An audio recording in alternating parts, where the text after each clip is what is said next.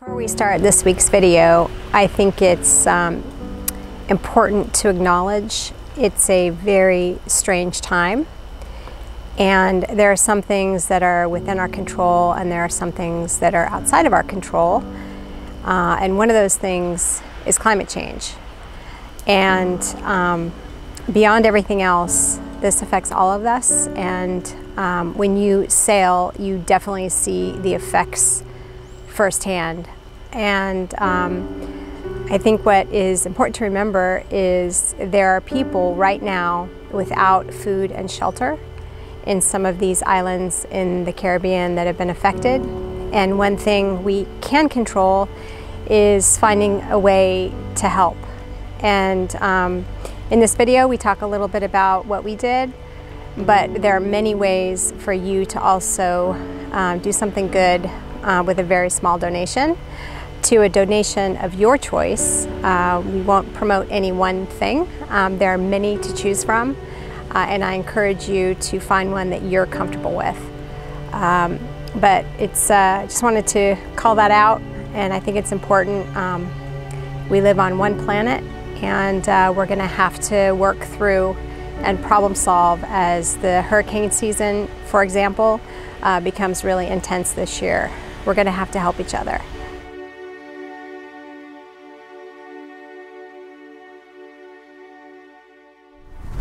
So this is haul out day,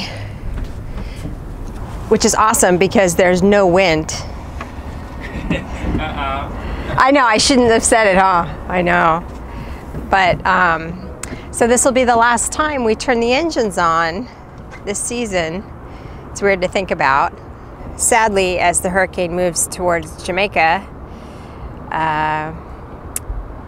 we are hauling out in a relatively calm morning. Basically, we start moving out of the boat. You get the honor to do the last start. Okay. Oh, stickers. We have our duct tape. Oh, waterproof. To keep the moisture out of our buttons. The rain. We're sporting a lot of duct tape around here. Do we have water? Yeah. That's a new thing now we religiously check. Yeah. So there's Bob. He had one job and he did it. Last time we pulled the anchor up. True, for yeah. that season, yeah. Yeah. So at one point we were all the way in Miami. Trinidad looked like so far away. And here we are. Yeah, here we are. End of the road. Is it? For this season, yeah. Well, I guess at one point we were in Mud. Yeah, that's true. It's been a busy season for sure. And how many miles have we done? Isn't it like 8,500, 8,200? 8,200 miles. So we're at the powerboat marina next to Peake Marina, where we're going to haul out. So they are fixing the fuel dock. So while they are fixing it, we're doing a little flashback to Mud, where we have basically to attach to one post and a second post. And for now, we're getting the nozzle straight down. And Holly is going away on a dinghy ride because she with the credit card. Always an adventure when you're cruising. So this is the Jaguar Mass area. Little industrial. You're back.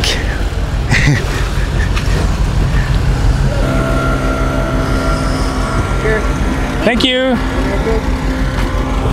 How was your first getting on a dinghy to make a payment? It was good. These guys are really nice. They're working hard. So we are in the slip.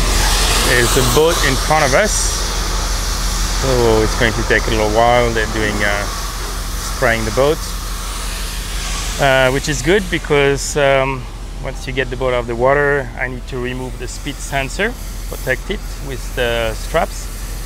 We raised the dagger boards, and we're going to have to turn the freezer and fridge, and we still have the Dometic, so we're going to move things in the Dometic fridge because this works on just electricity.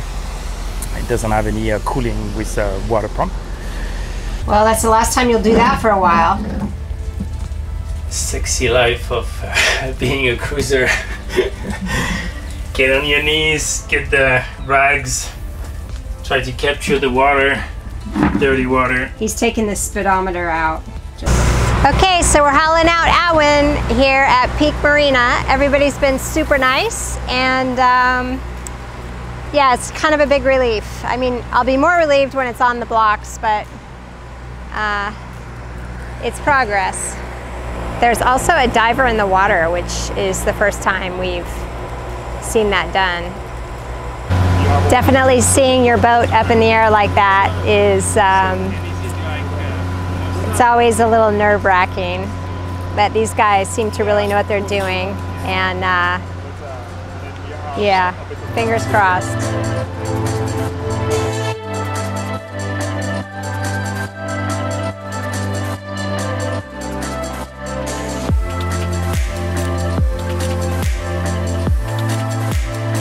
So, where are we sleeping tonight?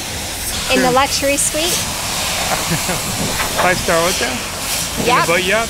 Yep, the Boatyard Hotel luxury suite. It has a tiny fridge. And yeah, it's gonna be fine. What's great about it is it's convenient and close by, so. Okay.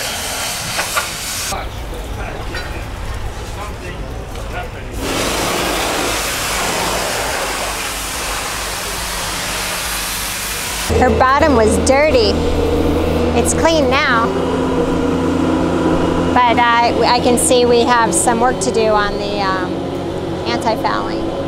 Yeah, we have touch-ups to do on the appendices, like rudder, skegs, the water line, and the bows. So the good thing is we got some bottom paints in Martinique, so we should have enough to apply a couple coats in those areas that are mostly that need it the most.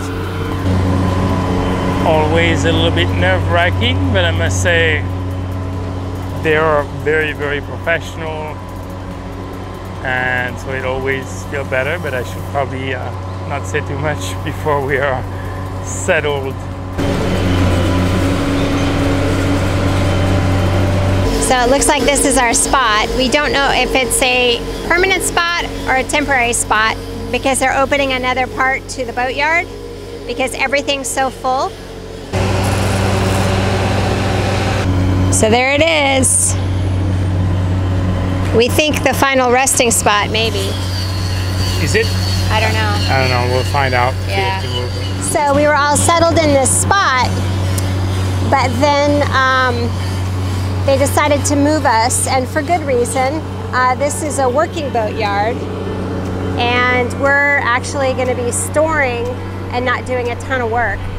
And with the hurricane, the yard is opening up another area of the boatyard to make it available, and they're going to be moving us to that yard. So it's actually better because the people behind us need to leave before we need to leave. So it solves two problems. So we're basically moving the boat again. What I also want to say is the guys here at Peake Marinas are amazing, incredibly accommodating, professional, responsive. It's been great. This is a huge boatyard and everybody's doing a really great job. AWEN's driving itself to the ATM. So these guys kind of go over the little bridge here, the two-way street.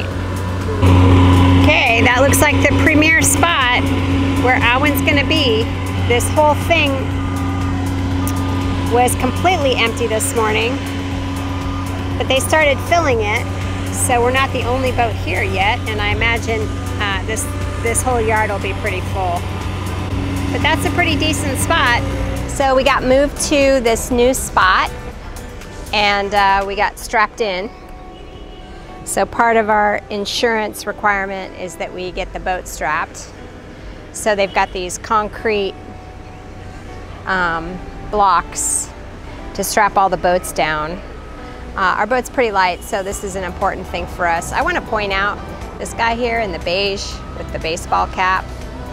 He runs the entire marina, and he's killing it because he's actually installing the straps by, you know, himself, not by himself, but himself. So this whole team here is working hard to get everybody secured and get all the boats properly in their spots. And this guy Blue here is rubbing the grease on the stands to keep the ants out. So it's pretty cool. So these guys are just working really hard. So what happened is basically the Dutch community created a donation system, and people donated just cash via their version of Venmo to somebody who put it in his account, and everything's being tracked by spreadsheet and made available to everybody. So they've raised, I think, almost 10,000 euros and have taken many boats and are headed to Kiriakou. This particular boat is taking the pet feed. So we decided to donate our outboard engine, our 10 horsepower, almost new engine that we swapped in the Bahamas for a 15. We're going to donate that today, put that on a boat that's going to Union Island, which we're so happy to hear because there's a lot of aid being sent to Grenada and some of these larger areas, and we were always worried about these little outlying islands that are sort of part of the Grenadines and Grenada, but you never really know if the aid is getting to where, the fringes on these islands. So we're really hoping that someone can use it. We're excited about that today. That's a high point. How do you feel about donating the outboard engine to Union Island? Yeah, no, I feel good. Like, we could sell it, but it doesn't have the same meaning. And we checked with our friend from Dali, we're over there, and asked, would people, we know they lost everything, but it's hard, we know when they need water, shelter, but he says, yeah, they literally lost everything. So, maybe it's just help to go fishing and feed multiple people, and so we're hoping it helps the community over there. Mm-hmm. Little word of encouragement to the people from the islands where everything was destroyed. We hope little outboard contributes to their one little thing. Yeah, to them getting back on their feet. Yeah. And thank you for keeping everything together. Yeah, thank you for your help. Today's been a busy day. We took the old outboard out of the forepeak and got that donated. But man, that thing's heavy. We had help, so that was good. And then we had to get the dinghy down, and then we had to cut the lock to the outboard on our current dinghy. What are you doing with a hacksaw? You better be careful. What are the chances? And none, because you're perfect. Well, I wanted to use the angle grinder. It will be done in a minute, but it's the dinghy, the inflatable dinghy, is not going to like it. So I have to go by hand, but because we have to keep the, I can remove this. I have a little bit more room. Maybe I'll do that. And then lift that with just the two of us back onto the boat and put it in the forepeak. And that was hard. So that's what we've done so far. And then I'm busy washing all the lines and the mooring lines and the technical lines. We're doing it. Huh? We're doing it. Sure. Okay, so this is totally small world action. The boat taking our outboard to Union is a Nordhaven, and it's called Optimus Creed, which is a completely epic name for a boat. And they know our friends on Zulu, and we gave you a tour of Zulu on a previous episode. And so those guys are going to load up their boat with all these supplies. And they're going to take a bunch of supplies to Union. And one of them is our outboard motor. So, but it's such a small world. I was like, wow, that boat looks like a Nordhaven. Is it a Nordhaven? And we reached out to Zulu and they said yes, and they knew him. So that's pretty cool. So a bunch of volunteers from the various boat yards came out here to try to assemble bags to put on the boat of different things like shovels and rakes and hammers and saws and all different kinds of supplies. So Stefan's got us using this handy to-do list, and we're down to the last few things, and I think my name isn't on. Oh, I've got a couple things here that my name's on, but they're like leave doors open and stuff, so that's like later. Okay, we dropped the anchor and the chain, so we're going to pressure wash, soak the chain, and put it back. Because we have a stainless steel anchor and a galvanized chain, there's a little bit of a corrosion happening. So that's after less than a year. So it's not too bad, it's on the surface. But just to be good, I'm going to cut the first 3 links here, kind of reconnect these. So we'll store the anchor somewhere safe. We'll store the chain back in the anchor locker. And when we come back to the boat, and we'll reattach everything. Holly's on her way down. I know she's super excited about this winterization project. What's that smile about? This is my favorite tool on the whole boat. It's awesome. I'm excited. Favorite tool It's a good day. on the whole boat. She said it's a good day when you use the pressure washer.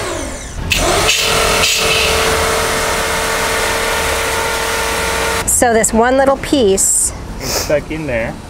is stuck in there in the swivel part and attached to the chain. And the chain link is around these.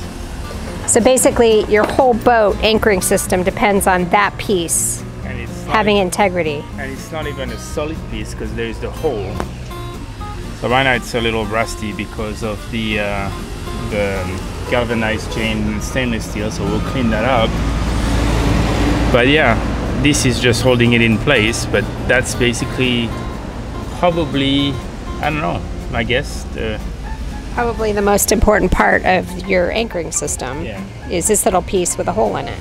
I guess it puts things in perspective that there's a lot of load, but somehow everything is holding. All these little links, all these little parts are probably over-dimensioned. So, but anyway, you're looking at your anchor and be like, oh yeah, it's solid. This is as solid as that. Look at the mess Holly is creating. The mess I'm creating? Are we not supposed to organize? I am organizing. This is what organizing looks like. Yeah, what you doing? I'm bagging the comforter. I vacuum sealed all the spices, packed our stuff for Tahoe, and sealed all the clothes, sealed all the linens. Almost done? Mm-hmm. Oh, that's my favorite sentence. Yeah. So a little nerve-wracking. We're gonna rinse the engines. So Stefan hooked up a hose and he's got that into the water inlet. And I'm getting ready to start the engine. We've never done it before, so we'll see how it goes. On the hard. What? But starting the engine is no issue, but it's on the hard. So we're starting the engine on the hard. Fingers crossed. Okay, so I turned the camera off to turn on the engine so we could concentrate, but it seems to be going okay so far. Is water coming out? Just like an anchor. It's just so weird to turn it on the hard, on the stands basically, and we're making a huge mess. Peake.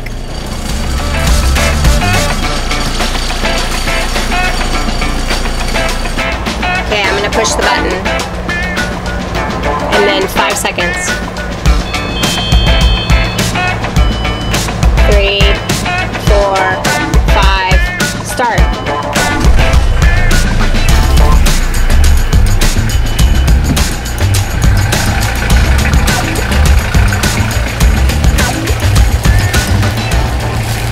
We finished wrapping and securing our dinghy. It's pretty good dinghy wrap job there, like a burrito. So today we're doing just some final little jobs. It's raining, so we're confined to in-boat projects. And this one is really interesting because, so we need to drain the washing machine, but the drain is under there and you can't reach it. So Stefan got a drill bit. A big drill bit. And we have to drill a hole because otherwise we can't drain. It's just a stupid design flaw. Close. Good job, honey. Look. Open.